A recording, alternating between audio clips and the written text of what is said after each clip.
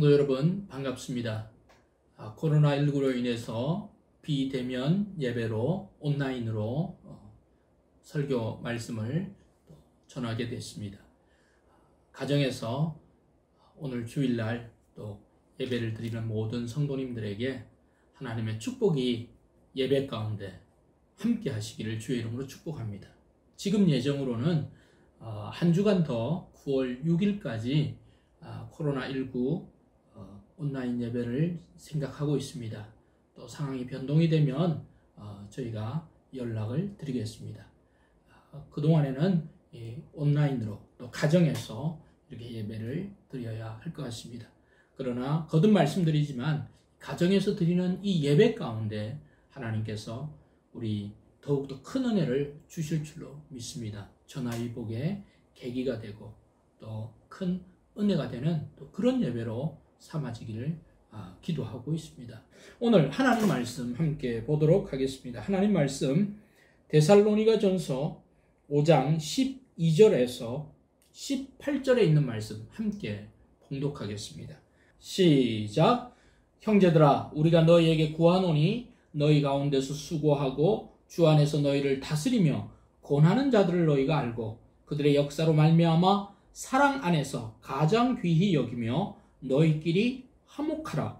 또 형제들아, 너희를 권면하노니 게으른 자들을 권계하며 마음이 약한 자들을 격려하고 힘이 없는 자들을 붙들어주며 모든 사람에게 오래 참으라. 삼가 누가 누구에게든지 악으로 악을 갚지 말게 하고 서로 대하든지 모든 사람을 대하든지 항상 선을 따르라. 항상 기뻐하라. 쉬지 말고 기도하라. 범사에 감사하라. 이것이 그리스도 예수 안에서 너희를 향하신 하나님의 뜻이니라. 아멘. 농부는 매일 신경을 써서 자신이 키우는 그 밭에 가서 그 작물들이 잘 자라는지 살펴보고 또 가꾸어 줍니다. 풀도 뽑고 또 그리고 땅도 고르고 또 물도 주고 그렇게 해야 거기에 있는 작물들이 잘 자라서 열매를 맺는 것입니다. 마찬가지로 성경은 우리 교회를 하나님의 밭이라고 말씀하셨고 또 우리 성도들을 또한 열매 맺는 사람들이라고 말했습니다. 우리 교회가 주님 보시기에 더 귀한, 더 아름다운 그런 공동체가 되기 위해서 우리는 계속해서 우리 안에 어떤 자갈들도 걷어내고 또 풀도 뽑아주고 그렇게 해서 계속 우리 이 밭을 아름다운 옥토로 만들어 나가야 할 것입니다. 그래야 또 그 안에서 많은 열매들을 계속 맺을 수 있는 것입니다. 그래야 우리는 더욱 귀한 공동체가 되는 것입니다. 그동안 시편 말씀을 다 전했고 이제 예전에 전했던 그 데살로니가 전서의 그 연속으로 오늘 말씀을 함께 살펴보길 원합니다. 아름다운 공동체라는 제목으로 함께 말씀을 나누기를 원합니다. 오늘 본문 말씀을 보면 바울 사도는 데살로니가 교회 공동체를 향해서 그가 편지를 썼습니다. 그리고 맨 마지막 이제 편지의 마무리에서 아주 실제적인 교회 공동체를 향한 하나님의 뜻이 무엇인가에 대해서 성도들에게 알려주고 있습니다. 오늘 본문 말씀을 보면 교회 공동체를 향해서 하나님의 뜻이 무엇인가를 바울 사도는 좀 더 세밀하게 말씀해 주고 있습니다. 먼저 12절, 13절을 한번 우리 같이 보겠습니다. 12, 13절입니다. 형제들아, 우리가 너희에게 구하노니 너희 가운데서 수고하고 주 안에서 너희를 다스리며 권하는 자들을 너희가 알고 그들의 역사로 말미암아 사랑 안에서 가장 귀히 여기며 너희끼리 화목하라. 아멘. 바울 사도는 12, 13절에서 데살로니가 교회를 목회하는 목회자들이 하는 일에 대해서 먼저 설명하고 있습니다. 크게 세 가지로 목회자가 하는 일을 언급하고 있습니다. 12절에 보면 먼저 너희 가운데서 수고하는 사람들이라고 말하고 있습니다. 목회자를 바로 교회 안에서 수고하는 사람들이라 이렇게 표현하고 있습니다. 목회자들이 하는 첫 번째 일은 어떤 일이라고 말하고 있습니까? 바로 수고하는 사람이라고 말하고 있습니다. 여기서 수고한다는 말은 열심히 일한다라고 하는 표현이기도 합니다. 목회자는 세상 어떤 직업을 가지고 그 직업으로 돈을 버는 목적으로 일을 하는 사람들이 아닙니다. 목회자는 사람을 가르치는 것입니다. 그리고 마음을 변화시키는 일을 한다고 말할 수 있습니다. 우리가 하는 일은 하면 이루어지지만 사람의 마음을 다루는 것은 그렇게 쉬운 일이 아닙니다. 그래서 이 사람의 마음을 다룬다는 이 일, 그것이 바로 목회자가 하는 일이라고 말할 수 있고, 다시 말해서 영혼을 다루는 일, 그것이 바로 수고하는 목회자의 일이라고 말할 수가 있는 것입니다. 한 사람의 죄인이 주님께 돌아오는 것은 인력으로 할 수 없는 것입니다. 성령님께서 함께 해야만 가능한 일입니다. 또한 변화를 경험한 사람이 계속해서 예수님을 닮아서 변화되고 주님을 닮아가는 인격으로 되는 것도 저절로 되는 것이 아닙니다. 이것은 바로 수고와 또 기도와 또 시간들이 계속 들어가야지 이루어지는 일입니다. 그래서 목회자가 하는 일은 바로 사람의 마음, 그 마음을 변화시키고 마음을 계속해서 주님께 다가가게 만드는 그 일, 그것이 바로 수고로운 일이라고 말할 수 있습니다. 교회 안에서 영혼을 위해서 이렇게 수고를 하는 사람들이 많이 있습니다. 목회자는 그 사람들과 더불어서 함께 수고하는 사람입니다. 그런 헌신적인 사람들의 활동, 연합이 없이는 이 목회가 이루어지기 어렵습니다. 또한 바울 사도는 목회자를 수고하는 사람이라고 언급할 뿐 아니라 12절에 보면 주 안에서 너희를 다스리며 라고 말하고 있습니다. 두 번째 목회자의 일을 다스리는 사람이라고 말하고 있습니다. 자, 여기서 다스린다, 이것은 어떤 말일까요? 여기서 다스린다는 말은 영어로 보면 oversee라고 되어 있습니다. over라고 하는 것은 어떤 좀 높은 곳에, 그리고 바라본다, 이런 뜻입니다. 그래서 그것을 표현으로 다스린다라고 이렇게 한글로 번역을 했습니다. 다시 말해서 목회자는 다스리는 사람인데 그것은 좀 더 큰 관점과 또 넓은 시야로 바라보며 사람들을 주시하는 그런 또 역할을 한다라고 말할 수가 있습니다. 디모데전서에서는 그래서 이 목사를 교회의 감독이라고 하는 표현을 썼습니다. 감독은 선수들이나 사람들을 이렇게 주시해서 그들이 어떻게 하는지를 잘 보는 그런 역할을 하는 사람이라 말할 수 있습니다. 같은 표현을 쓰고 있습니다. 그래서 목회자는 단순히 있는 사실을 바라보는 것이 아니라 주의하며 관리하며 그 영혼들을 바라보는 사람이 되어야 하는 것입니다.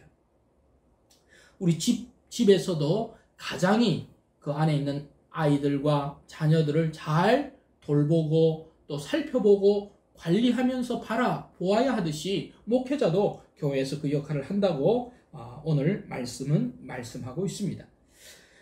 교회에서 그 역할들 바라보는 것, 그리고 그것을 목사님들이 하는 것입니다. 목회자가 그런 관리와 감독의 역할을 잘 하지 않으면 그 교회는 영적인 암흑의 장이 되어버릴 수도 있는 것입니다. 방관의 장소가 될 수도 있는 것입니다. 그런데 여기 보면 이 목회자가 하는 일을 표현상으로 다스린다라고 말을 했는데 이것은 좀 어떤 면으로는 좀 불편하게 들리기도 합니다. 왜냐하면 요즘같이 상호 동등의 시대에는 이 목회자가 다스리는 권한을 가지고 있다라고 하면 좀 불편해하는 그런 사람들도 있을 수 있습니다. 그렇지만 목회자는 신앙의 공동체를 자신의 마음대로 자기가 하고 싶은 대로 다스리거나 주관하는 그런 의미의 다스림이 여기서는 아니라는 것입니다. 본문에서 보면 뭐라고 말씀하고 있습니다. 주 안에서 다스린다라고 말씀을 하고 있습니다. 교회를 잘 관리하고 감독하되 어디 안에서요? 예수님 안에서 그 역할을 한정하는 것이라고 표현하고 있습니다. 따라서 목회자는 주님께서 맡겨진 그 관리의 사역을 잘 감당해야 합니다. 목회자는 교회에서 누가 나가고 누가 들어오고 또 이런 것을 잘 보아야 합니다. 그리고 어떤 사람이 믿음 생활을 잘하고 또 어떤 사람이 믿음 생활에 도움이 필요한지를 또 보아야만 합니다.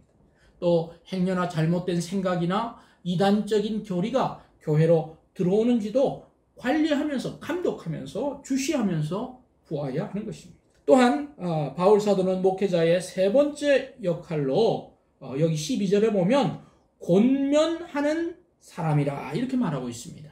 권면하는 사람. 목회자는 신앙의 증진을 위해서 무언가를 하도록 성도들을 끊임없이 권면하는 사람입니다. 또 어떤 일들은 하지 않도록 권면하기도 합니다. 바울 사도는 목회자를 세 가지로 표현하고 있습니다. 먼저 수고하는 사람이고, 그리고 다스리는 사람이고, 그리고 성도를 권면하는 사람들, 이렇게 표현하고 있습니다. 그래서 목사로서 저 역시 교회에서 해야 되는 일은 바로 이런 일들을 제가 하고 있는 것입니다. 저는 복음 사역을 위해서 수고를 해야 합니다. 또 사람들의 마음이 주님께 가까이 가도록 노력하는 것이 제가 해야 할 본분으로 생각하고 있습니다. 혹시 여러분들이 보시기에 제가 수고하지도 않고 또 게으르고 해야 할 일을 열심히 하지 않는다면 성도님들은 저에게 말씀해 주셔야 합니다. 그리고 저는 기꺼이 그 얘기를 들어야 할 것입니다. 그러나 그런 얘기가 나오지 않고 또 그것이 제일 좋겠지요. 또한 저는 성도 여러분과 더불어 교회를 다스리고 관리하는 역할을 또 감당하는 사람이기도 합니다. 더불어서 교회와 성도 개개인에 대해서도 제가 권면을 드리기도 합니다. 그것이 제가 하는 일이기도 한 것입니다. 성도님들 가운데 제가 권면을 하면 또 어떤 성도들은 잘 따라하지만 또 어떤 성도에게는 목사님이 너무 권하고 또 이야기하면 좀 불편해하는 그런 사람들도 생길 수도 있습니다. 제가 성도들에게 말씀을 공부합시다. 또 이렇게 배웁시다. 이렇게 섬깁시다. 기도합시다. 헌신합시다. 열심을 냅시다. 저는 주로 그런 이야기를 많이 합니다. 그런 얘기를 많이 하다 보면 성도님들은 목사님이 늘 권면하는 이 일을 하기 때문에 좀 불편해할 수도 있을 것입니다. 그러나 성도 여러분, 저를 이해해 주시길 바랍니다. 왜냐하면 그 일이 바로 제가 해야 하는 일이고 제가 부름받은 일이기 때문인 것입니다. 그래서 바울 사도는 데살로니가전서 5장 12절 끝에 뭐라고 말하고 있습니까? 수고하고 주 안에 너희를 다스리며 권면하는 사람들을 너희가 알고, 이렇게 말하고 있습니다. 너희가 알고, 성도들이 알아야 하는 것입니다. 목회자가 어떤 일을 하고 또 그 일을 왜 하는지를 알 때 목회자를 이해할 수 있는 것입니다. 이렇게 목회자가 신앙의 공동체를 다스리고 권면하며 또 수고하는 일을 하다 보면 공동체 안에서 목회자에 대해서 또 좀 불편하게 여기는 사람들이 생길 수도 있습니다. 그러나 그런 사람들이든 그렇지 않은 사람들이든 오늘 성경은 우리에게 뭐라고 말씀하고 있습니까? 13절을 보겠습니다. 그들의 역사로 말미암아 사랑 안에서 가장 귀히 여기며 너희끼리 화목하라. 아멘. 바울 사도는 본문에서 이렇게 말씀하고 있습니다. 그렇게 수고하는, 그리고 권면하는, 또 그렇게 관리하는 목회자들에 대해서 어떻게 여길 것을 말씀하고 있습니까? 가장 귀히 여기라고 말씀하고 있는 것입니다. 가장 귀히 여긴다는 말은 곧 목회자가 하는 그 목회의 사역과 그 역할을 존중히 여겨주라고 하는 표현인 것입니다. 목회자가 공동체를 생각하는 마음이나 또 가고자 하는 방향이나 어떤 의견이 있을 때 때로는 자신의 생각과 잘 맞지 않을 때도 있을 수 있습니다. 그러나 그런 때에도 귀히 여기는 마음, 존중히 여기는 마음을 가지고 있어야 된다는 것을 말씀하고 있는 것입니다. 그래야 상호 관계 속에서 교회의 사역이 이루어지는 것입니다. 목회자를 귀히 여긴다는 것이 목회자가 하는 모든 일을 흡족하게 여기거나 100% 만족한다는 의미는 아닌 것입니다. 그래서 13절에 있는 말씀에 보면 성도는 주님을 사랑하는 사랑 안에서 이런 관점을 목회자에게 가져야 하는 것입니다. 그럴 때 바로 목회자는 목회자의 일들을 잘 감당할 수가 있는 것입니다. 오늘 본문 말씀에 보면 이 목사의 역할과 또 성도들은 목회자를 어떻게 또 바라보아야 할 것인가에 대해서 말씀하고 있기 때문에 제가 이 말씀을 성도님들에게 하는 것입니다. 왜냐하면 있는 말씀을 제대로 전달하고 가르치는 것이 바로 저의 역할이기 때문입니다. 따라서 성도 여러분, 우리 교회에서 있는 모든 지체들, 어린아이에서 노년에 이르기까지 저는 우리 교회 성도님들이 여러분들이 만나는 저를 포함해서 모든 목사님들과의 관계에서 여러분 사랑의 관점으로 목회자를 바라보시기를 저는 부탁을 드립니다. 그리고 그 목회자들을 여러분 귀히 여기는 마음을 여러분 늘 가져주시길 바랍니다. 그러할 때 교회와 사역 그리고 성도와의 상호작용이 화목 가운데서 이루어진다고 말씀하고 있는 것입니다. 신앙 공동체 안에서 목회자는 성도를 위하고 성도는 목회자를 서로 존중할 때 이 공동체는 더욱 귀한 화목의 공동체가 되고 복이 되는 것입니다. 우리 교회가 더욱더 화목의 공동체 되기를 바랍니다. 자, 두 번째로 신앙 공동체를 향한 하나님의 뜻은 무엇이라고 말씀하고 있습니까? 첫 번째가 목회자와의 관계를 아주 잘 언급하고 있었다면 두 번째는 성도들 상호 간의 관계를 설명하고 있습니다. 14절 말씀입니다. 14절입니다. 또 형제들아 너희를 권면하노니 게으른 자들을 권계하며 마음이 약한 자들을 격려하고 힘이 없는 자들을 붙들어주며 모든 사람에게 오래 참으라. 삼가 누가 누구에게든지 악으로 악을 갚지 말게 하고 서로 대하든지 모든 사람을 대하든지 항상 선을 따르라. 아멘.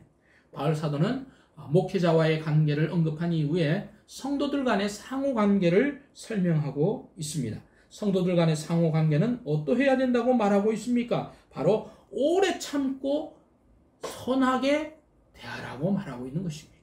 오래 참고 친절하게 대하는 것이 바로 성도들 상호 간의 관계의 비결임을 바울 사도는 말하고 있는 것입니다. 먼저 14절에서 성도들 간에 일어날 수 있는 몇 가지 사례를 설명하고 있습니다. 먼저 성도들은 성도들에게 어떻게 대해야 합니까? 여기 14절에 보면 먼저 게으른 사람들을 권계하라고 말하고 있습니다. 여기서 게으르다라고 하는 표현은 어떤 자기 일을 하지도 않고 또 가만히 있는 그런 사람을 의미하는 표현은 아닙니다. 여기서 게으르다라고 하는 것은 신앙의 삶이 질서가 잡혀있지 않은 사람을 언급합니다. 무질서한 사람을 말합니다. 아직 신앙의 토대가 든든하지 못해서 미성숙한 행동을 하는 그런 사람들을 말하고 있습니다. 이러할 때 바로 뭐라고 말하고 있습니까? 그들을 권계하라고 말하고 있습니다. 권계하다는 말은 그들을 교훈하고 가르쳐서 좋은 길로 다시 갈 수 있도록 이렇게 말하는 것을 말합니다. 그것은 바로 잡아주는 일이고 누군가가 이끌어주는 일이라고 말할 수 있습니다. 그 다음에 성도들 상호간에는 또 어떻게 하라고 말하고 있습니까? 여기 보면 마음이 약한 자들이 등장합니다. 마음이 약한 자들을 격려하라고 말하고 있습니다. 마음이 약한 사람들, 어떤 사람들일까요? 어떤 어려운 일을 당했을 때 신앙의 힘으로 극복해야 되지만 그 어려움 때문에 신앙을 극복하지 못하고 여전히 힘들어하고 있는 사람들, 그런 사람들이 바로 마음이 연약한 사람들이라고 말할 수 있습니다. 연약한 사람들, 그런 사람들에게 필요한 것은 무엇입니까? 바로 격려가 필요하다고 말하고 있습니다. 격려는 말도 될 수 있고 또 우리가 보내는 문자가 될 수도 있고 또 함께 나누는 식사 또는 교제와 또 차 한잔을 나누면서 그 사람들을 도와주는 그 모든 활동을 바로 격려라고 말할 수가 있는 것입니다. 성도 여러분, 우리는 누군가가 어려움을 경험할 때 그 사람 주변에 다른 사람들이 하겠지 또는 다른 그 목자가 하겠지 목사님이 하시겠지 이렇게 그냥 미루는 사람들이 되어서는 안 될 것입니다. 성도들 상호간에 어려움을 당한 사람이 있고 마음이 연약한 사람들이 있다면 서로 계속 격려해주는 그런 격려의 공동체가 되어야 할 것입니다. 그럴 때 그 약한 사람이 다시 세워질 수 있는 것입니다. 또한 성도들 상호 간에 또한 어떤 말씀을 말씀하고 있습니까? 힘이 없는 자들을 붙들어 주라고 말하고 있습니다. 힘이 없는 사람들, 동일하게 자기 힘으로 설 수 없는 그런 사람들이 있습니다. 그런 사람들은 바로 붙잡아 주어야 되는 것입니다. 누군가가 넘어질 때 붙잡아 주지 않으면 쓰러지고 넘어지는 것입니다. 그래서 옆에 있는 사람들, 성도들의 서로서로가 붙잡아 주는 것이 필요한 것입니다. 전도서 4장 9절에서 12절은 이렇게 말씀합니다. 두 사람이 한 사람보다 나으면 그들이 수고함으로 좋은 상을 얻을 것임이라. 혹시 그들이 넘어지면 하나가 그 동물을 붙들어 일으켜내노라. 홀로 있어 넘어지고 붙들어 일으킬 자가 없는 자에게는 화가 있으리라. 두 사람이 함께 누우면 따뜻하거니와 한 사람이면 어찌 따뜻하랴. 한 사람이면 패하겠거니와 두 사람이면 맞설 수 있나니 세 겹줄은 쉽게 끊어지지 아니하느니라. 아멘. 그렇습니다. 누군가 넘어졌는데 옆에서 붙잡아주는 사람이 없다고 하면 그 공동체는 아주 메마른 공동체가 되었을 것입니다. 그러나 누군가가 넘어지려고 하는 것을 보고 돌보아주고 함께 붙잡아주면 그 사람은 다시 세워질 수 있는 것입니다. 우리 교회는 목장이 있습니다. 그리고 목자도 있습니다. 그리고 또 목회자도 있습니다. 하지만 사람들은 저마다 다 자신의 어려움을 경험하면 잘 드러내지 않으려고 합니다. 그래서 말하지 않으면 누가 어려움을 당하는지, 누가 필요가 있는지를 우리 서로는 잘 모를 때가 있습니다. 그러다가 혼자 고민하고 또 혼자 힘들어하면 좋은 의사결정을 하기가 힘들 것입니다. 따라서 신앙 공동체는 목장에서 또 각 기관에서 또 성도들 상호 서로서로가 어려움을 당한 사람을 붙잡아주고 돌봐주고 계속 이야기해 줄 때 그 사람은 바로 설 수 있는 것입니다. 성도들은 혼자 있는 것이 아닙니다. 이중, 삼중으로 서로가 서로에게 관심을 주고 또 얼기설기 얽혀 있을 때 그 어려움이 와도 쉽게 무너지지 않고 다시 극복할 수 있는 그런 공동체가 될 수 있는 것입니다. 성도들 상관의 관심과 그리고 격려와 붙잡아주는 그런 공동체가 계속 되어지기를 바랍니다. 또한 결론적으로 성도들 상호 간의 관계에 대해서 14절 맨 끝에서 이렇게 말하고 있습니다. 모든 사람에게 대해서 오래 참아줄 것을 성도들 상호 관계에서 말씀하고 있습니다. 신앙 공동체에 더 좋은 공동체가 되는 비결은 서로가 서로에게 오래 참아준다는 것입니다. 그것은 어디든지 적용할 수 있습니다. 가정에서도 그렇습니다. 그리고 두 사람 가까운 부부 사이에도 그렇습니다. 오래 참아줄 때 영그러지고 더욱더 좋지 않은 것은 다듬어져서 더 좋은 모습으로 발전하는 것입니다. 마찬가지입니다. 교회도 동일하다고 말씀하고 있는 것입니다. 서로 이렇게 함께 오래 참아줄 때 서로가 더욱더 신앙의 질서가 세워지고 또 약한 사람은 강한 사람이 되고 또 시간이 지나면서 신뢰의 관계가 더욱더 돈독하게 형성돼서 끈끈한 신앙의 공동체가 되어지는 것입니다. 따라서 우리는 상대를 성도들 상호 간에 쉽게 판단해서는 안 될 것입니다. 저 사람은 원래 저런 사람이라고 교제하기를 꺼린다거나 서로 빨리 판단하면 그 관계는 점점 하나가 되어지는데 시간이 걸릴 것입니다. 그래서 우리는 서로를 오래 참아주며 붙잡아주고 도와주면 그런 아름다운 관계를 위해서 계속 노력을 해야 할 것입니다. 그래서 15절에 있는 말씀에 보면 모든 사람을 대하든지 항상 선하게 대하라고 말하고 있습니다. 이것이 바로 성도들 상호 간의 관계의 비결이 되는 것입니다. 서로서로 노력할 때 서로서로 더욱더 귀한 공동체를 형성할 수가 있는 것입니다. 바울은 목회자와의 관계와 성도들 간의 관계를 언급한 이후에 이제는 성도이든지 목회자이든지 상관없이 모든 지체들에게 주는 또한 권면을 마무리로 주고 있습니다. 그것이 바로 16절에서 18절에 나오고 있습니다. 같이 보겠습니다. 16절에서 18절 같이 읽겠습니다. 항상 기뻐하라. 쉬지 말고 기도하라. 범사에 감사하라. 이렇게 말씀하고 있습니다. 항상 기뻐하고 쉬지 말고 기도하고 범사에 감사할 것을 모든 지체들에게, 이제는 모든 공동체에게 말씀하고 있는 것입니다. 성도는 신앙의 공동체 안에서 기뻐할 수 있어야 합니다. 또 성도는 그 스스로가 기뻐한 사람이 되어야 하는 것입니다. 그리고 성도는 기도하는 사람입니다. 성도는 또한 감사하는 사람입니다. 이것은, 이 세 가지는 기뻐하고 기도하고 감사하는 것은 따로 떨어진 것이 아닙니다. 하나로 유기적으로 연결이 되어 있습니다. 기뻐하는 사람은 기도하는 사람입니다. 또 기도하는 사람은 감사하는 사람입니다.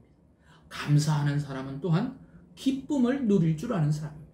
이것이 바로 성도의 표시라고 말할 수 있습니다. 성도는 기뻐할 수 있어야 합니다. 성도는 기도하는 사람입니다. 성도는 또한 감사하는 사람입니다.